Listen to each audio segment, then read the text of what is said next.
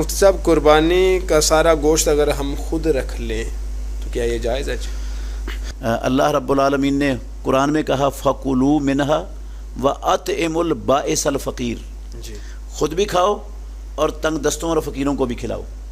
یہ کھلانے کا اللہ رب العالمین نے حکم دیا ہے. سبحان اور حدیث میں ہے کھلانے کا حکم دیا، کھلانے کا حکم اکیلے دیا. کھانے کا ہی نہیں. ہاں جی رسول اللہ صلی اللہ علیہ وسلم کا فرمان بھی ہے. آپ نے فرمایا کلو وتصدقوا وادخروا، جی کھاؤ بھی صدقہ بھی کرو اور ذخیرہ بھی کر سکتے ہو. سبحان اللہ. اس کا مطلب ہے کہ کھلانے کا حکم اللہ نے بھی دیا ہے اور کھلانے کا حکم محمد الرسول اللہ صلی اللہ علیہ وسلم نے بھی دیا ہے. جی تو یہ کھلانا قربانی کے گوشت میں سے یہ قربانی کرنے والے پر فرض ہے. اللہ اور اس کے رسول کا حکم جس چیز کا ہو وہ کام فرض ہو جاتا ہے. جی یہ فرض ہے. کھلانا بھی سنبھالنا بھی مطلب، لیکن کھلانا بھی ہے، کھلانا فرض ہے، اکیلا کھانا ہی نہیں ہے. ہاں جی جی جی. اچھا تو کھلانا کتنا ہے؟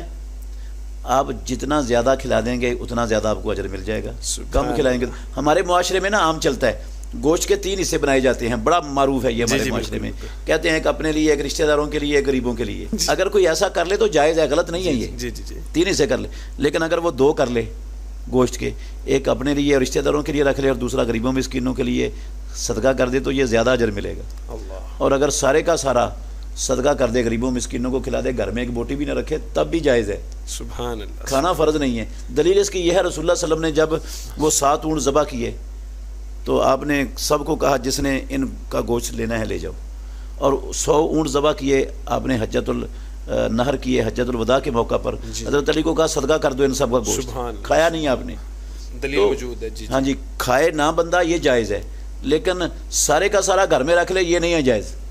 یہ تو بالکل ہی جائز نہیں ہے. جی جی بالکل.